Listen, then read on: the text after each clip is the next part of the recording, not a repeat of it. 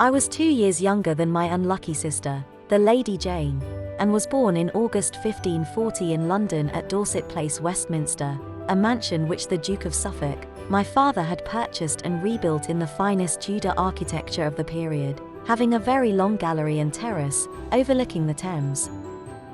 I was not nursed by my mother, which would have been against all precedent in royal circles of society. Instead, the Mrs. Helen who performed the same office for my sister Jane, was my foster mother. Jane and I were close to each other from the very young age and would frequently play with our dolls and a wooden horse on rockers together. As we grew older, we were placed to learn our letters under the care of Mrs. Ashley, who was the sister of Queen Elizabeth's governess.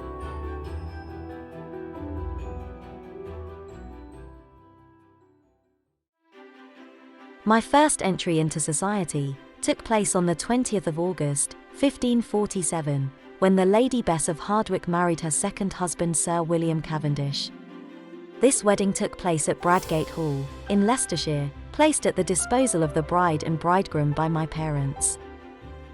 The wedding took place in the private chapel of the hall, and Jane and I acted as bridesmaids. The connection that existed between Bess of Hardwicke and my family some 20 years later proved a very uncomfortable one for her, since it sent her to the Tower. Our family spent the Christmas of 1551 with my cousin, Princess Mary, afterwards Queen, at Hunsdon. She had provided a good deal of amusement for us children in the shape of singers and conjurers obtained from London.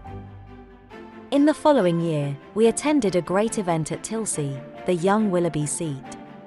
There were a lot of meat, fowls, fish, fruit, and sweetmeats.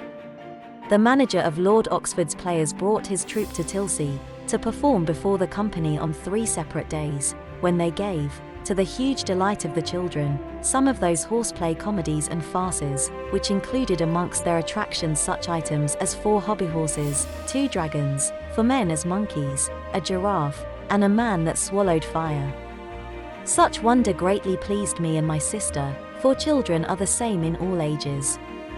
Then there were romps, games and dances in the great hall, and altogether, we had a real good time at Tilsey, which contrasted rather unpleasantly with the formal hospitality offered us a fortnight later by the Lady Audley, at Saffron Walden, where there was a preacher engaged to improve our manners and morals. After our visit to Walden, the whole family rode up to London, and Jane and I perched on pillions in front of our father and our Uncle John. Here we were again entertained by Princess Mary.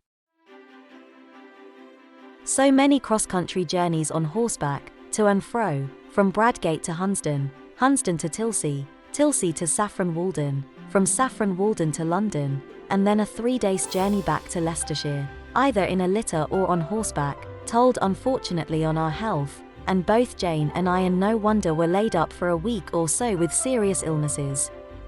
My health, like that of my sister, throughout my life had been very fragile, for later I was frequently ill with fever, headaches, and rheumatic pains. Still, looking back, I can say that the winter tour of that year was the happiest memory of my childhood.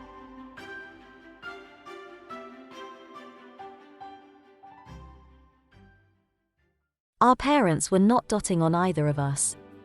But they never destined me, as they did my sister Jane, to play any very conspicuous part in history.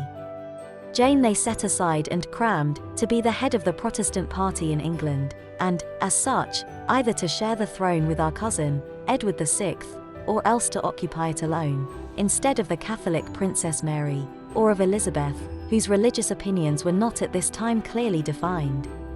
Jane, very skillfully surrounded by the most able and learned reformers of the time, was veritably moulded for the dizzy but unfortunate station for which she was destined, and our parents, in their eagerness to fit her to occupy the throne on the death of the sickly Edward VI, did not even allow her the time to take necessary recreation. My poor sister was literally tortured into learning. If by chance, worn out by study, she turned to lighter things than Greek or Latin grammar, she got so many bobs and pinches from our mother, that for pain she was fain to weep, or find relief from so much cruelty and trouble in the unusual recreation, for a young girl, of reading Plato's dialogues. Sometimes I was heartbroken at seeing the cruelty mother treated her with, The only thing I could do was to comfort my sister whenever I got a chance to do that. At one point, Jane was taken to the Dowager Queen Catherine Parr's household, and remained there until the death of the Queen. She returned home afterward. However, it wasn't for long.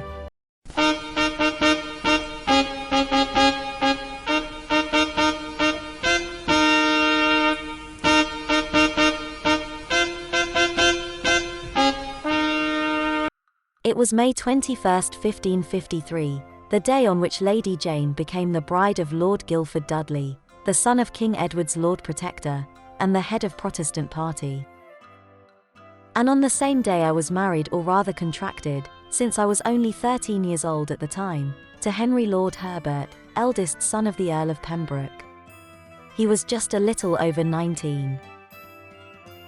Jane was very unhappy about our parents' decision to give her into marriage. Mother had even beaten my sister, and father had threatened her to make her agree, which Jane did really reluctantly. As for me, I was just a teenager, so I had no other choice than to obey my parents without questioning. Little did we know, as we were saying our goodbyes, it was the last time my dear sister and I saw each other. I was still at Baynard's Castle during the whole of the last days of the tragic existence of my unfortunate sister. The more minute details of what had befallen poor Jane spared me, but I was acquainted with the general outline of what was happening. Later I would learn that in June 1553, the dying Edward VI wrote his will, nominating Jane and her male heirs as successors to the crown, in part because his half-sister Mary was Catholic, while Jane was a committed Protestant and would support the Reformed Church of England, whose foundation Edward laid. The will removed his half-sisters, Mary and Elizabeth, from the line of succession on account of their illegitimacy. After Edward's death, Jane was proclaimed Queen on the 10th of July 1553, and awaited coronation in the Tower of London. Support for Mary grew quickly, and most of Jane's supporters abandoned her. The Privy Council of England suddenly changed sides, and proclaimed Mary as Queen on the 19th of July 1553, deposing Jane. Her primary supporter, her father-in-law, the Duke of Northumberland, was accused of treason, and executed less than a month later. Jane was held prisoner in the Tower, and was convicted of high treason in November 1553, which carried a sentence of death. While Jane was awaiting her execution in the Tower, she wrote me a letter, which I kept all my life. As touching my death, rejoice as I do, and consider that I shall be delivered from corruption and put on incorruption, for I am assured that I shall, for losing a mortal life, find an immortal felicity. Pray God grant that ye live in his fear and die in his love. Farewell, dear sister, put your only trust in God, who only must uphold you. Your loving sister, Jane Dudley.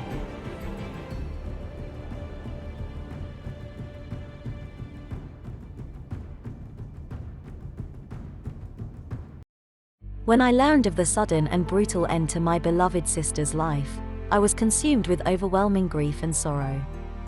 The loss of my sister, who had been not only a sibling but a close friend and confidant, was incredibly painful. Shortly after Jane's execution, my father-in-law, the Earl of Pembroke, true to his callous nature, and so as to avoid any suspicion of having supported the fallen cause, forced his son to annul his engagement with me, on the plea that it had been a mere formality, since I was only 13 years old at the time, and our marriage was not consummated. It was therefore simply annulled, and I, who according to the custom of the period had gone to live with my husband's parents, was sent back to my mother. Scarcely had I returned to the maternal roof from Baynard's Castle than I had to undergo the trying ordeal of hearing of the executions of my father and uncle, and of witnessing the callous manner in which these tragedies were treated by my mother. Her mourning for her husband or her daughter was not of long duration.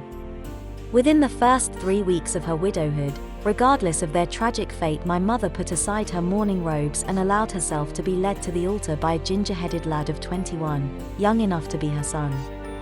He was of such inferior rank that the Princess Elizabeth, in her indignation at so unequal a match, cried out, "What? Has the woman forgotten herself so far as to make with a common groom? He had been appointed secretary and groom of the chambers to my mother some 2 years earlier, during which time he must not only have won her confidence, but been on terms of so unusually intimate, that had his first child been born alive, which fortunately it was not, it might have claimed the paternity of my father, the Duke of Suffolk. Perhaps the real reason why Jane never wrote to mother in the last months of her life and never mentioned her in the letters to me and to our father, was that she was well aware of some scandal attaching to mother in connection with Mr. Adrian Stokes. As I grew older, I started better realizing the bitterness of all our family's tragedy, especially when I learned that it was mother who had pressured Jane to become the queen, and thus was responsible for her death. I believe I had never really forgiven mother for her part in Jane's tragic fate.